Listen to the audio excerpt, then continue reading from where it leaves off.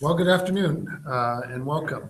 I'm Mike Howell, and welcome to another live stream broadcast with the Vancouver Courier. We're broadcasting from Creekside Community Center today on the grounds of the former Olympic Village.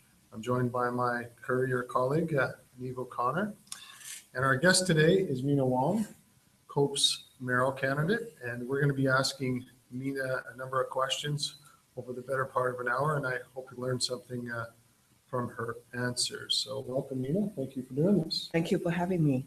Thank you. Hello. Hi. So Meena, for those viewers who aren't familiar with you, tell us a little bit about your background. Okay, I was born in China, in Beijing actually, and lived through Cultural Revolution in my young age. I still remember about age 7 or 8 that the Red Guard came into our home, and I just got off school, and a neighbor stopped me from going back into our home, and I remember the fear. Everybody had the fear and what was happening, and when I went back, and I saw how our home was like, and it was basically turned upside down.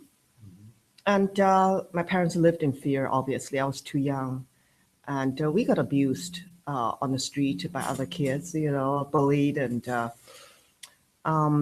So when my mom had a chance to take me and my brother to Hong Kong, and this is in 73, and it was a family reunification kind of policy at that time. So my mom took the opportunity and took my brother and I to visit my grandparents, her parents in Hong Kong, who have never met us. And after that, we stayed because she felt that it turns out that she and my father had discussed about this thing because they felt that my brother and I would never have a future in China, Right, to receive proper education and because of family background.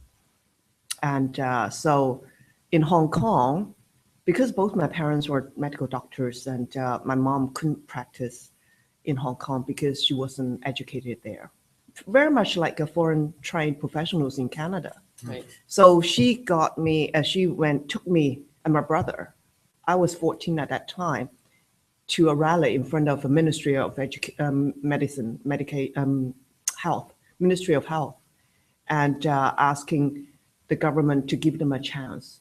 2 years later, the government came out with the examinations, 3 different examinations and internship for people who passed the exams. And then she was able to got herself relicensed to practice medicine in Hong Kong. Right. That changed our family economic financial situation. And I was able to come out and study in Canada. When did you come to Canada? 81, so I've been in Canada for 33 years. And you came to Toronto? Vancouver, Alberta, Toronto. I thought I would end up in the Atlantic Ocean.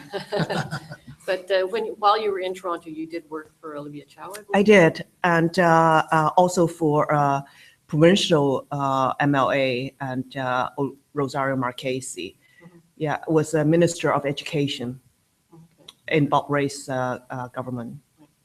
I believe you're a mental health support worker with the Vancouver Coastal Health, and we know you're hired by Cope in 2005 to mobilize the Chinese community.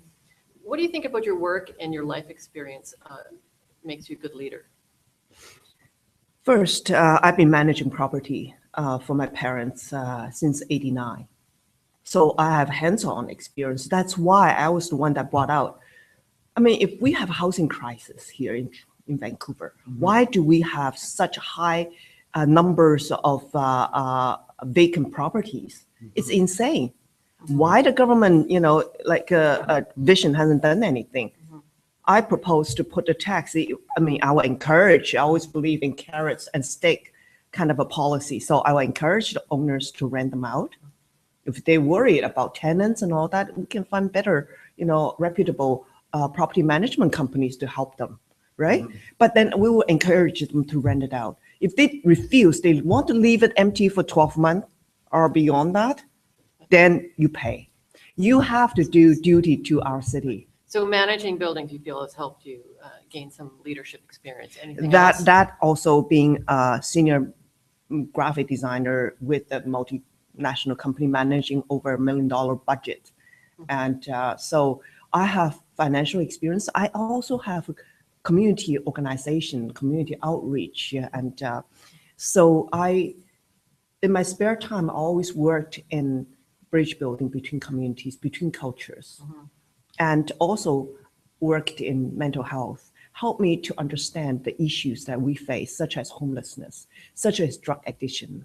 So, why are you running for mayor?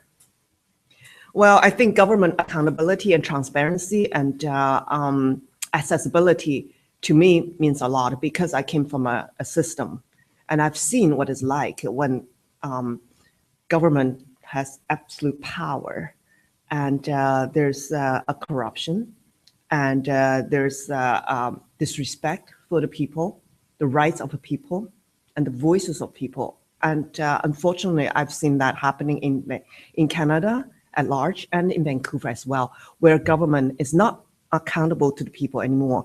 They pay 33, I believe, staffer in the corporate communications department to stop people from accessing information to the city hall, which is owned by the people, paid by the people. I believe that government has to be accountable to the people. And the COPE, I'm proud to say that, is People's Party. And its policy came from consultation with neighborhoods, with stakeholders, with people.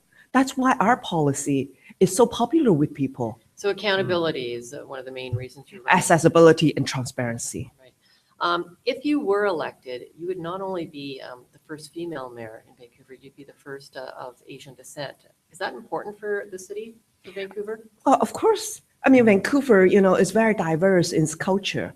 And in its, we are built by immigrants, whether you're immigrant from another city or from outside of BC or from outside of the country. And also by the First Nation, they have not been recognized enough, we believe. And that's why in our candidates, we have a majority women candidates, first ever in any party. And we also, in each slate, council, school board, and parks board, we have our Aboriginal First Nation representation. And that is also a first. We want the voice. We cannot speak for the community. We need the community to have a representative on board so they can speak for their community on their behalf. Do you think because you're an Asian woman, you'll pull a lot of votes from the Chinese community? I want this election to be the policy. I want policy to be the message. Okay. I was going to ask you about running for mayor with this party, because the last time, as you recall, that the party actually ran a mayoral candidate was way back in 2002. Under 12 years ago. Yeah, it's a long time ago. So why now? Why now? Because we all saw, we have seen what happened to our city. We have seen the lack of accountability and respect to neighborhoods, to community centers, and to the people who built the city, basically, and then create a community and neighborhoods. To me, that is the last straw. But your party, you once dominated city hall, school board, park board. So what happened to your party? I think some COPE members had this idea that by working with vision, that would change, make city of Vancouver a better city. But I think the last 6 years have proved them wrong. Mm-hmm. And the city has become less and less affordable for the people of Vancouver, and the people's living is becoming harder because their wages hasn't gone up. You all know that the living wage in Vancouver is $20.10, according to Center of Policy Alternative. Right. And yet the BC minimum wage is $10.25. I mean, it's a half of that's why when I go door knocking, 6, 7 o'clock, door knocking, and the door is gated, metal bar and metal gate, and the windows is barred with metal. And then guess what? Nobody's home. A little voice behind those gated door, and then say, nobody home. And I say, are you alone at home? And then he or she would say, yeah. I mean, to me, that breaks my heart because parents have to work 2 jobs, 3 jobs if they're part-time. It's just, I don't think it's right. I don't think people work hard should be working poor. This is what's happening in our city. People who work in our city can't afford to live in our city. That's why we want to change that. We want to make sure. About those policies, but I just wanted to add, I just wanted to understand so the viewers understand what happened to the relationship that you had with Vision Vancouver, because I know that COPE ran coordinated campaigns with Vision over the last so many elections. So I'm just wondering, tell the viewers what happened to that relationship, why you don't no longer have a relationship with Vision. Well, I was in 2005, I was involved, and I saw the lack of sincerity.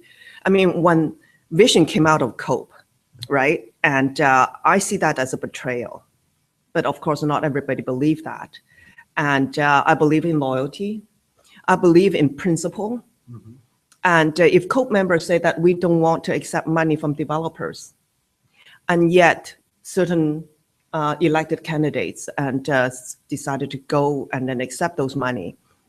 And we can see the result when they're in government, and they obviously is pro-developers and or their friends.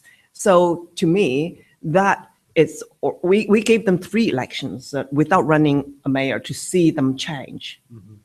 And we obviously were very disappointed. And so that's why we decided to have a mayor. And that's why I decided to run for mayor. And I have 90% of membership support because of what I believe in, because I am for people working together. I believe COPE as a coalition is a big umbrella. We can take a lot of people in there, but I think a lot of people believe in principle of transparency, accountable government, and not to be in the pockets of developers, which we feel that both Vision and NPA, according to their donations, they are. As a party, COPE has dealt with a lot of infighting this year. Members have left, the left front faction developed. So why should the public vote for a party that appears to be in disarray? Well, look at me. I'm the person, everybody know that I work with people in united, and I'm very inclusive with my experience. And I believe in a progressive, in a transparent, in accountable government. And this is what I'm fighting for. And I believe in the power of people. And, you know, I always say 34% of voter turnout rate is not the democracy.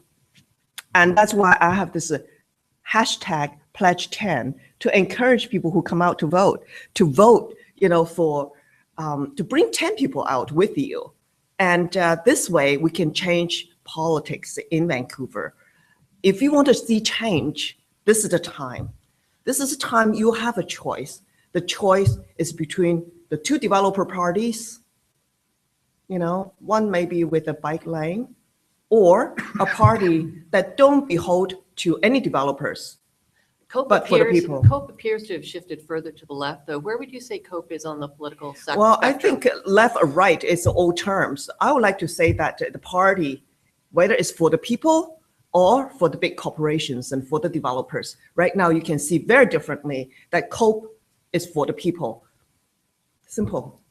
Now, while you might be well-known and Tim Lewis well-known, a lot of the people who are running for COPE are not very well-known.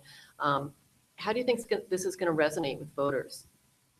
Voter is very intelligent, and they will look at the policy, and that's why our policy is resonating from the people from the east side as well as the west side in Vancouver.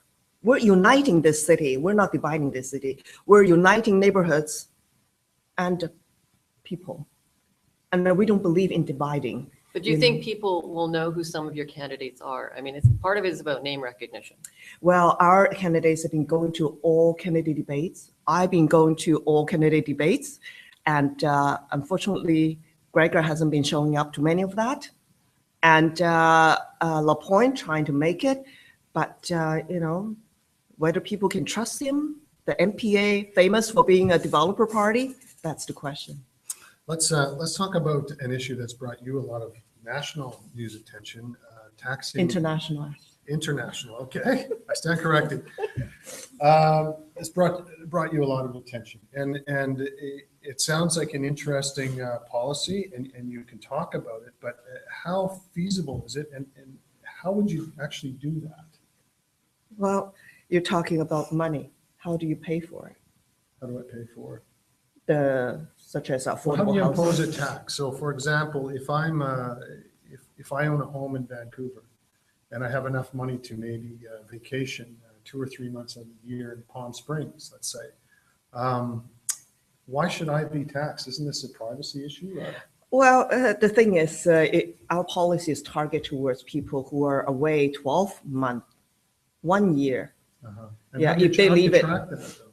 Well, we track them through various ways, through, hydro. And that's how the study of downtown condo came about. Right. And so there's other ways, thanks to smart meters, I guess, and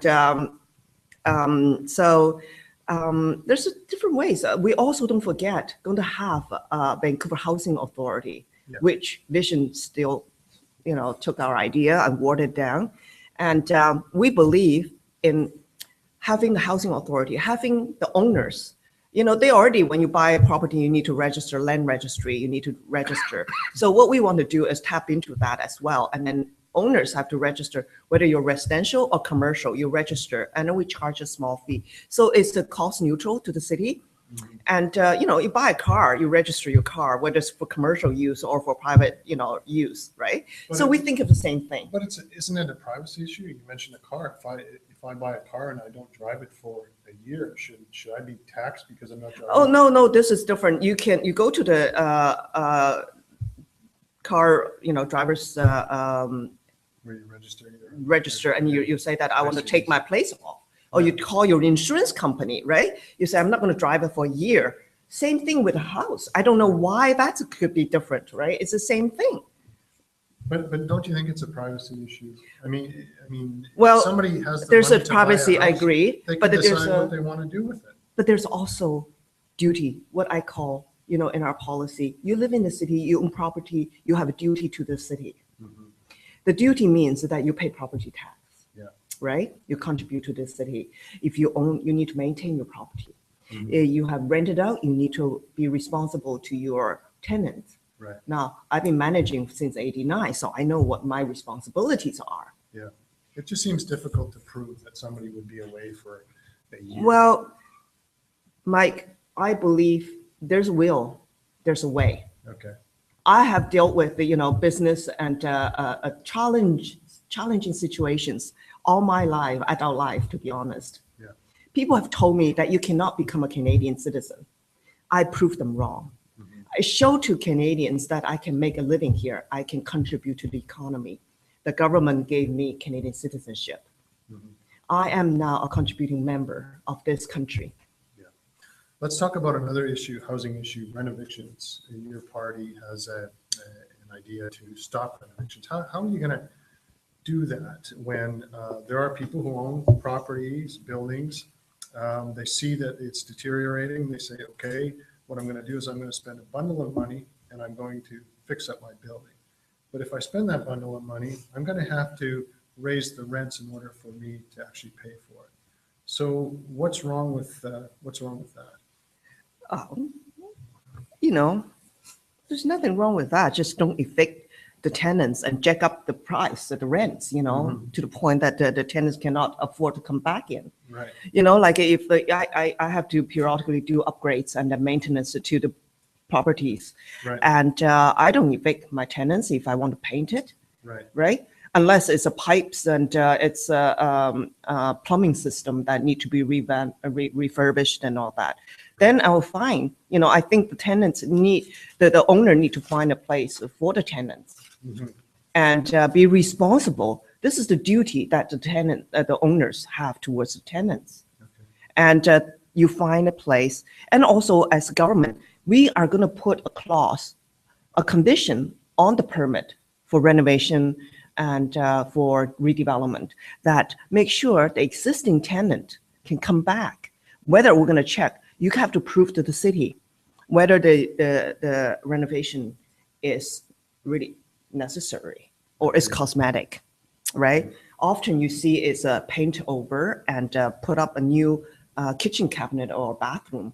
So if it's not really necessary for the improvement of the residents, then we don't think that you need to evict them, right? And the second, if you do need to evict them, right, like to remove them in order to do the work, then you need to find a place for these tenants at a similar price. Now, what about rent controls? This is something that you're going to have approval by the provincial government, right? Well, we already have a rent control in place. In Vancouver? Yes. How does that work? Rent control means, if you Well, live. you're allowed to increase the rent by That's so right. much, but aren't you talking more about controlling rent and actually reducing the rent as well? Well, Controlling a rent that's $1,400 a month for a studio. that's not affordable. What we talk about affordable is 30% of a person's income. Right. And this is what we haven't seen. Now, the average renter's income in Vancouver is really, in order to pay that, it's $800 something, between $800 to $900. That's the average, if we look at the average income of Vancouver renters and 30% of their income. So between $800 to $900. And yet, under Vision, the affordable housing, as you said, is $1,400 for studio and $1,600 to $1,800 for, I talk to people and people are telling me that even for working people, working professionals, they cannot even afford that kind of a rent. So you mentioned the residential tenancy office, which allows a certain percentage to increase your rent. So what is COPE specifically?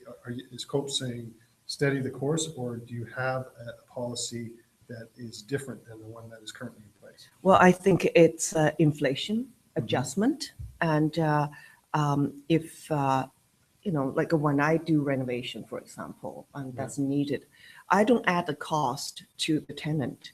I know some of the owners are allowed to do that. And then that's where that loophole is happening. Right. And that's where an eviction is happening.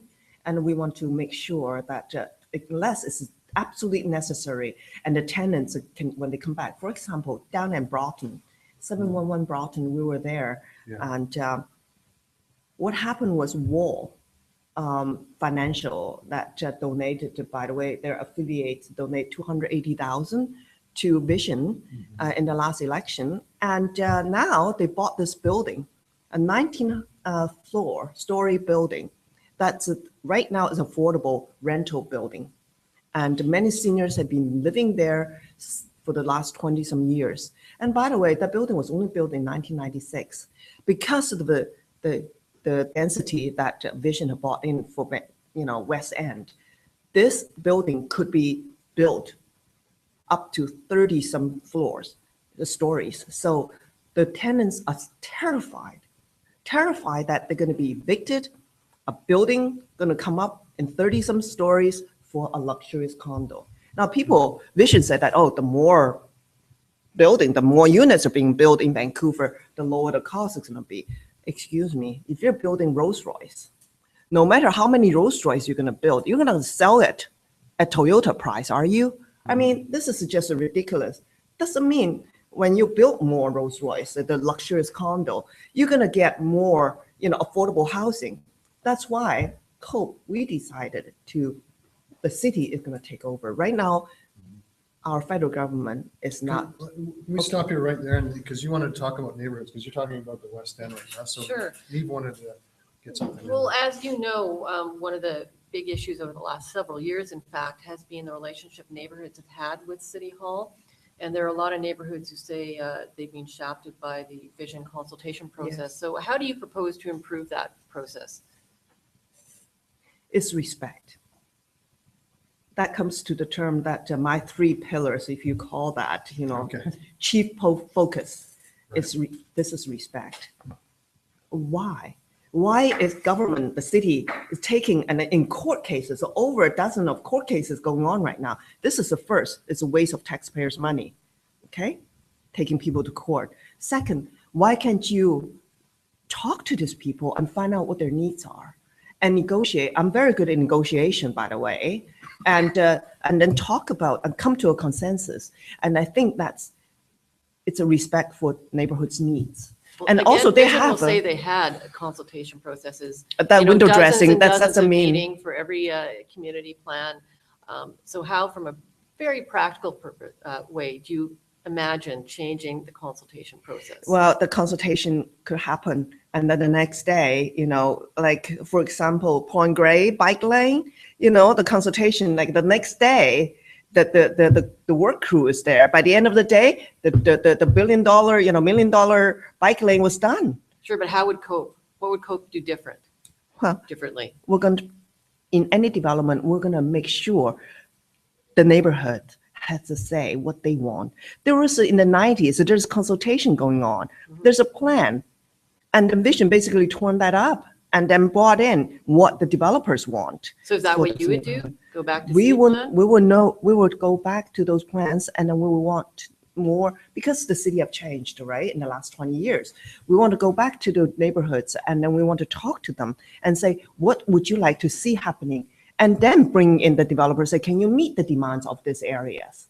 Like, I was just by Punjabi Market, Main Street and 49th last night, talking to the shop owners, the property owners there. They said that we are chopped liver. What happened to our neighborhood? Well, I asked this question to Kirk LaPointe, so maybe you can answer it as well. How do you feel about the Citizens Assembly in Grandview Woodland, and what would you do? Would you continue it? Would you stop it? What's your position on that? Well, I think the community associations and the neighborhood associations are doing a great job. I would like to see anything happening that their voice are being heard. And if they want to have a citizens assembly and they think that this better represent their voices, and I would say, go ahead. So you continue with the process that's going on right now? I would say that, if they feel, the neighborhoods and the communities feel that this is the way that their voice could be heard, I would support it. There seems to be a split in that neighborhood, though, because there is a group, our Community Art Plan, who doesn't support it.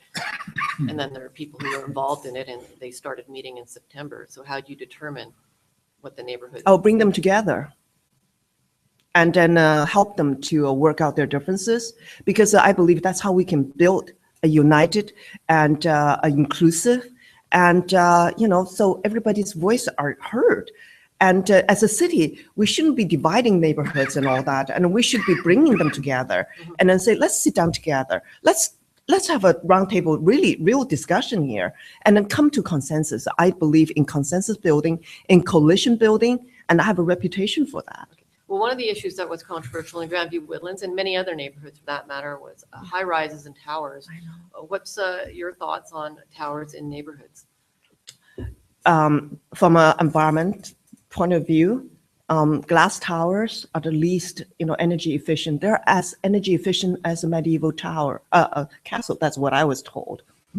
And so I believe in low and mid-level shops, local shops on the ground level, and residential building. If you look at a vibrant neighborhood, you see kids, you see commercial, you see Main Street, and then you see Victoria, where it's all low rise and with shops underneath, where there's a traffic around. And guess where's the worst neighborhood? It's Cole Harbor. So how high would you go in neighborhoods? Well, how high is, what the neighborhood needs, right? And then that's the most important thing. It's talk to the neighborhood. It's not up to me to decide.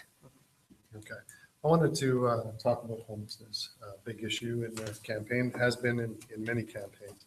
But I just wanted to read something that was on your website so I understand. It says, COPE is proposing to abandon all municipal bylaws that discriminate against squatters and homeless people and provide health and safety supports to squatters in abandoned government buildings and properties. So can you name me a building where that would happen, or is that just a fluid thing that if somebody or a group takes over a building and they want to squat there, that you just let them continue to do that? Elaborate on that for us. this is out of frustration. This has come to my first is compassion. My first pillar. Yeah. Okay. The compassion part of it. And a city this wealthy, I look at it. And you're telling me that we cannot afford to find homes for people who are on the street, who are suffering with mental health issues, who have drug addictions. These people need home, a permanent location where health support workers can go and visit and provide help to these people. A shelter, that's what Vision's been doing. Stuck them on in the shelter and a mat on the floor, and to evict them from Oppenheimer Park when they could feel safe there and a livable environment. I just can't imagine anybody that's healthy and well want to end up on the street, want to live in a park, want to live in SROs filled with rats and bed bugs and cockroach. And I and my COPE fellow members and candidates believe that this is up to the city. The determination of providing affordable a home for these people. And if the situation is so bad under Vision that they did not keep their promise, that they failed these people and the citizens of Vancouver for not solving the homeless issue. But you're talking about abandoned government buildings and properties. Can you give me an example where, give me a building or a property where you would allow that to happen? Well, I think we're talking about, not abandoned, if you look at it, it's the Oppenheimer Park, right? It's a city park. Right. And so why, if these people so decided, if I, God forbid, like in Gregor Robinson's shoes, I would allow these people, if I cannot provide them with a home, with a affordable place to live, and then to be a home, I failed them. So I would have allowed them to stay in Oppenheimer Park until a permanent place could be found for them. But you're talking about abandoning bylaws and allowing people to live in abandoned government buildings. Is that, well, that seems, some people might say that that's kind of radical thinking, but what you're saying is that, what's the alternative right now? Is that what you're saying? It's a critical time right now and need to take drastic step. Do you want to see, the bottom line is, do you want to see people on the street, homelessness, and with mental health issue without providing services and providing a permanent home to these people? I believe a city of Vancouver can do that, can afford to provide those services. And the city, we want built, as a matter of fact, we don't believe in giving our city land in a non-transparent, non-accountable way to developers so they can make big bucks on them. We believe that city, we can take over and build affordable housing on city-owned lands and city-owned properties by providing adequate, affordable residence to the citizens of Vancouver. Would that be through your idea for housing authority? I know that Vision is putting together a housing authority. How would COPES be different from what you've read about Vision's housing authority? Well, their housing authority is basically to cut all the red tapes for developers so they can build like $1,400, $1,800, $100 a rent for those STIR programs, and at the same time cut their tax commitment to the city is 8.1, I believe, last million that they cut for the STIR program. And I want to make sure that if we're going to build affordable housing, it will be the city, since the federal government and provincial government had to fall short. Extremely short in this area, and they're actually turning the current city-owned, provincial-owned, and federally owned co-ops and the social housing, and they're not providing funds for them for maintenance. But I think Vision's housing authority is looking at that. They're looking, exactly, that's the word. Using city land to build housing on there so you can control what's being built on there and the rents, etc. So exactly, that's the key word. They're looking, and they're going to do more studies. Okay. And COPE, we have a plan. We have a 98-page housing plan So I encourage everyone to go on there and then have a look how we're going to do it. We have taken the last few years to study this issue because affordability is a big, big issue in Vancouver. And we're going to be like Whistler and build affordable housing. In Whistler alone, they have 2,000 units. That's for local That's people. on the green stuff as well, aging cars. Well, they all jump on the bandwagon, of COPE, but don't forget, it's COPE that, lead this issue on affordable Vancouver. And we're not just about, providing affordable housing for local residents. So when they work here, they can live here, have family here. Young people don't have to move out to Surrey, to Langley to be able to have a family. We want to make sure that they can work here and live here. Seniors, they don't have to be developed out of the neighborhood, that they have grown to be familiar with. So they're able to, enjoy their neighborhood. Fair enough. Okay, let's turn to another important issue, transit. You're proposing a $30 a month transit pass. Very proud of that. Can you tell us how that's going to work? Okay, I'm so excited about this program because, right now, $170, right, a month, that's the transit pass. And we're going to provide $30. And Vancouver, we have 480,000 adults. We're not even counting, students because they have UPass and all that.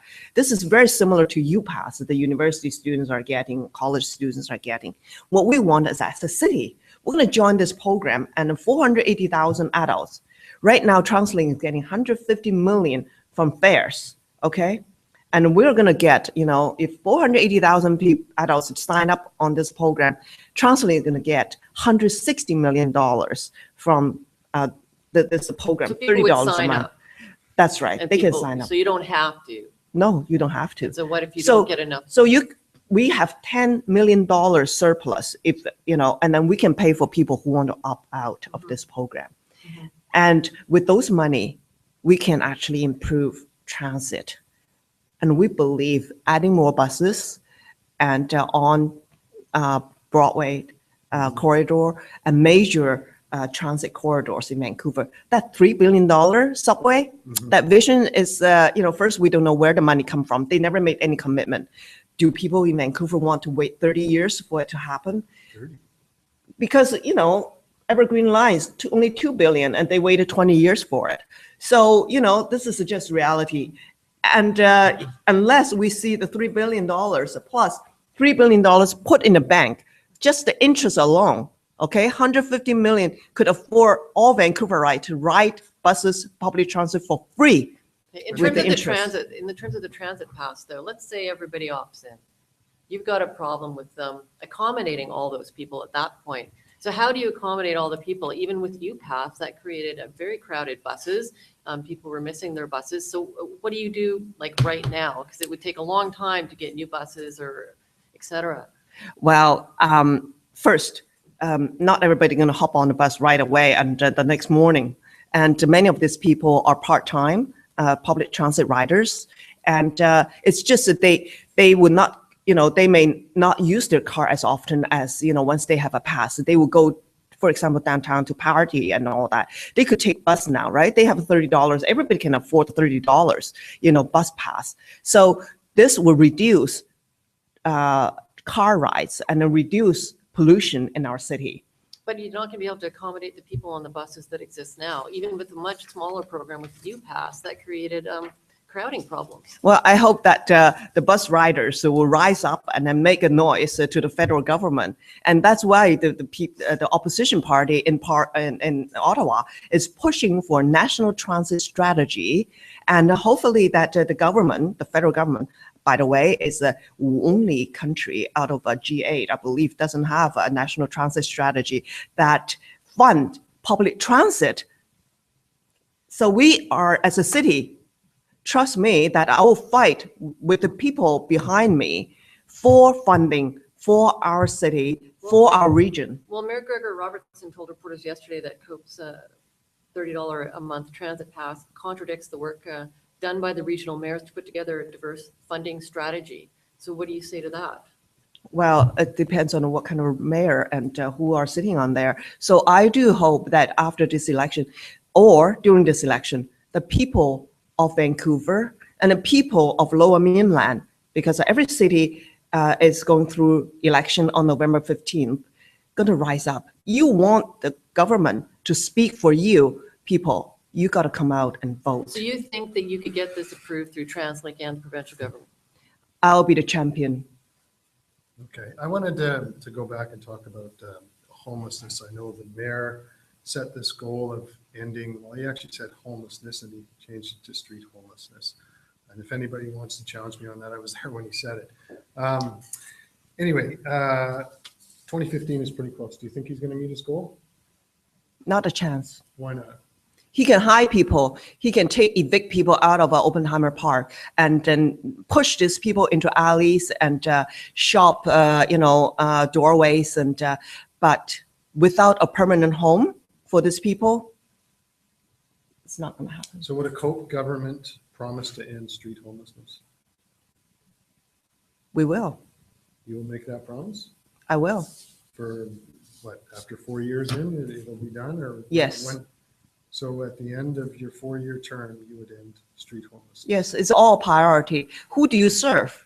Obviously, we serve the people and they serve developers. But how would you do that? I mean, We are going to build affordable housing on city-owned lands. and that would take care of the homeless people living on the streets. You see enough housing being built over the next 4 years that we would no longer have a street homelessness problem in this city? This is what I would like to see. Okay. Let's talk City Hall now. Did I hear you say that there would be no in-camera meetings if Cope were elected? No, I didn't say that. Okay. Okay. All right, fair enough. Because sometimes, there are issues that may need, but because, I have not been in the mayor's chair. So, So you wouldn't change the process at all then, the way? no, I works now? will. I will change the process because right now, media, you included, and many are not getting, and the citizens of Vancouver are not getting information from the City Hall. They have to file it through Freedom of Information Office in order to get the information they need. This is unacceptable in my book. Okay, again about City Hall, and correct me if I'm wrong. Did Cope promise to roll back civic politicians' wages? We believe that while the people of Vancouver are living at $10.25, we, as politicians, elected city officials, I would not have the heart to raise my own wages. So So you would keep it steady or you would lower it, roll it back? we will lower it, actually. What do you think? We will lower it to the last raise that Vision gave themselves. Okay. One issue, I wrote about this today on my blog, the open drug market in the downtown east side. I can recall going back to 2002 when Larry Campbell ran with Cope, and the big issue at the time was whether the city is going to get a supervised drug injection site or not. Sam Sullivan, when he ran in 2005, made that a major plank of his campaign and budget. Civil City, he wanted to, he had all these goals about public disorder, reducing public disorder in the open drug market. The issue doesn't seem to be a part of anybody's main plank in their platform. So I'm wondering what Cope would do to decrease the open drug market in the downtown east side.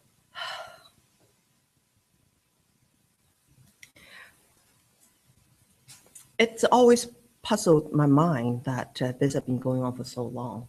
I mean, I walked around Chinatown. Mhm.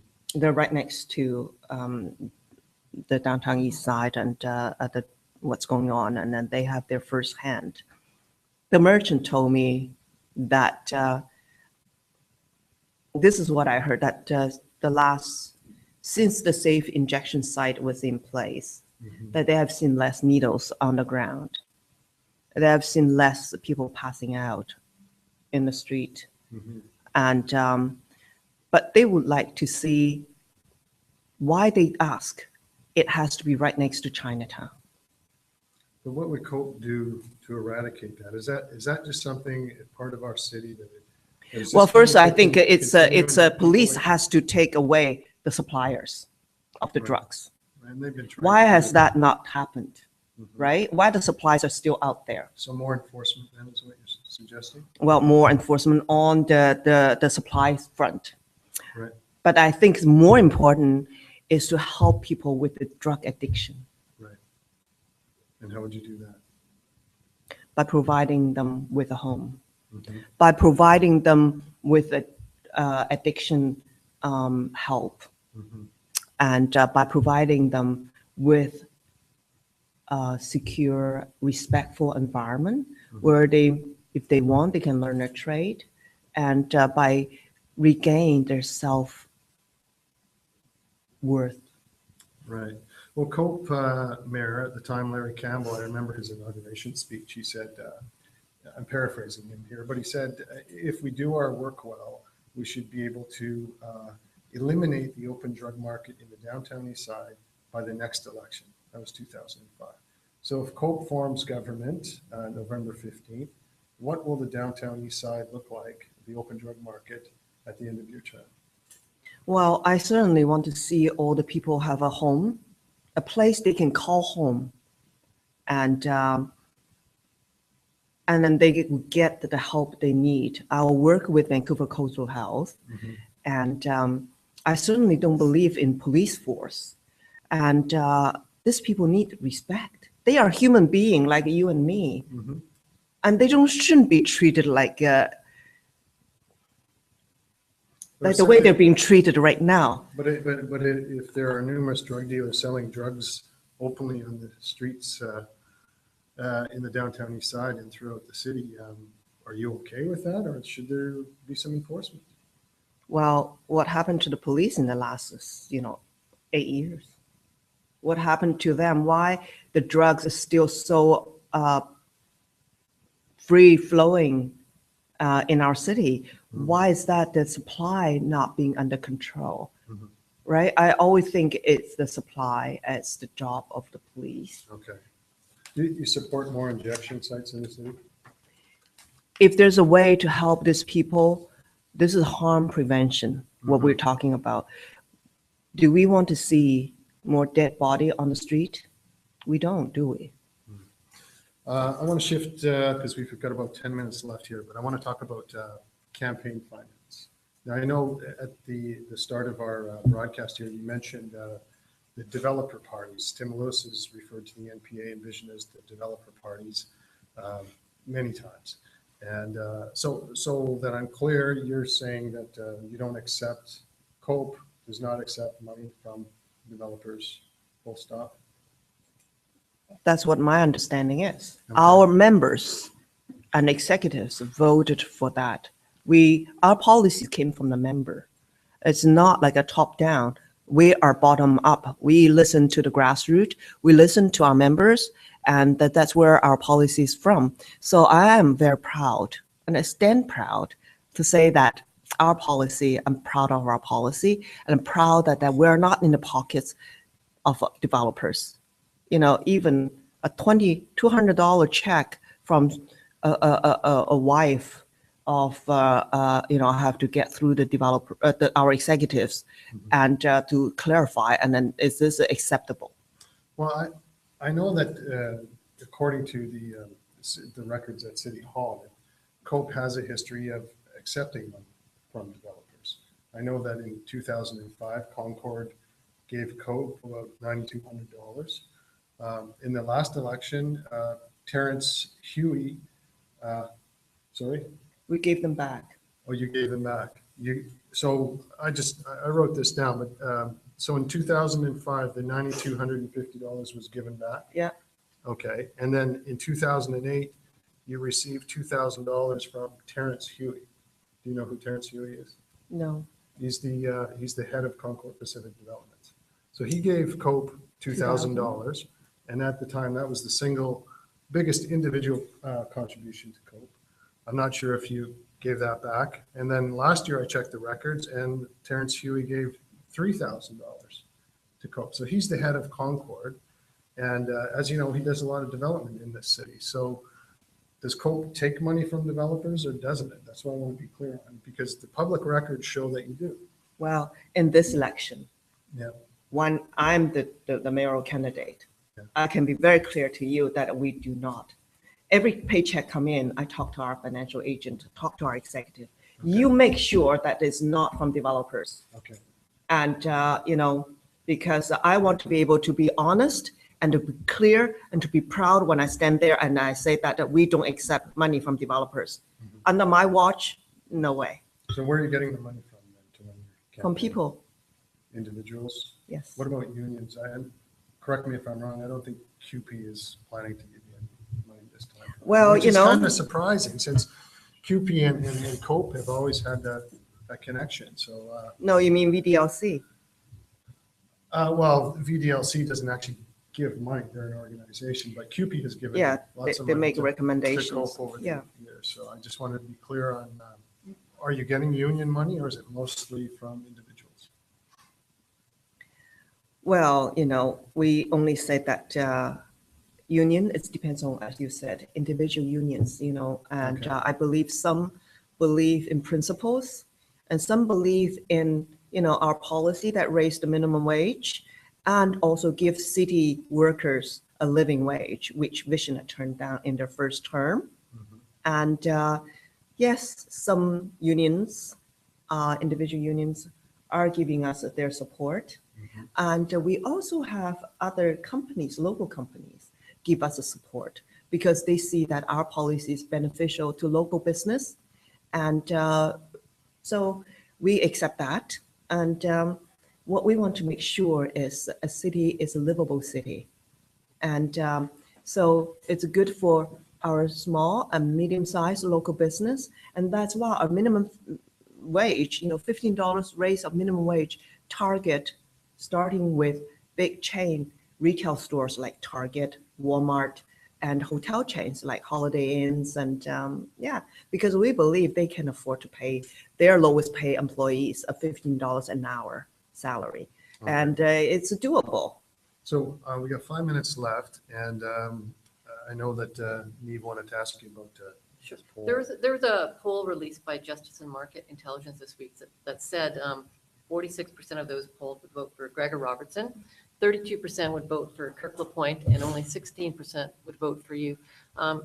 So why are you running when the polls suggest that you've got an awful lot of ground to cover? Well, first I would say that, do you trust polls even after, the BC fiasco and all the, in Ontario, in Quebec, and all the, not to mention Alberta.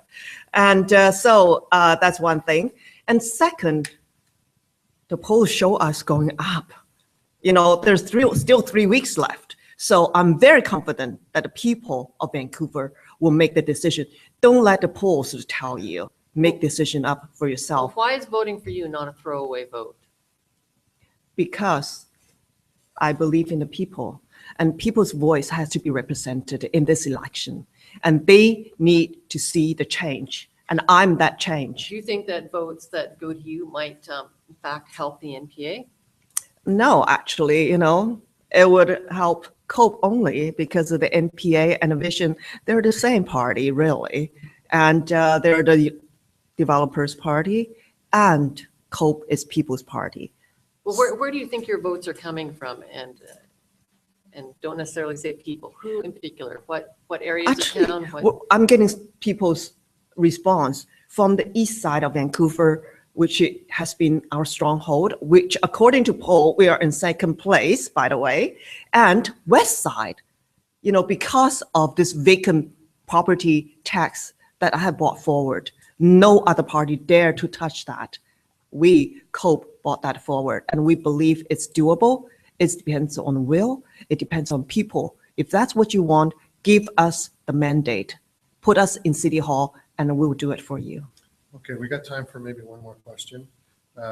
So I was going to ask you, if COPE were to form government, in your first 90 days, what would the city look like? Do you have plans for the first 90 days? A lot of governments, Of when they course. get elected, they have immediate plans that they want to initiate. What is COPE going to do in the first 90 The days? first thing we want to do is to stop the renovation And this is putting a lot of people on the streets, and they have a lot of anxiety as well. And so we're going to put a stop on renovation. And we're going to ask the owners and who are doing the renovation to supply us with information that it is necessary to evict the tenants. And second, the tenant will be able to come back. And also they will have the first refusal, if it's redeveloped, to say to move back to where, when it's redeveloped at the same price. Okay. Any more questions? I think that's all for me, but thank you very much for joining us today. Yeah, No, thank you for having me. Thanks, Meena. Thank you. Thank you for watching. I hope you learned something today. Next Thursday, October 30th, we're going to have Gregor Robertson as our guest. Thanks for watching.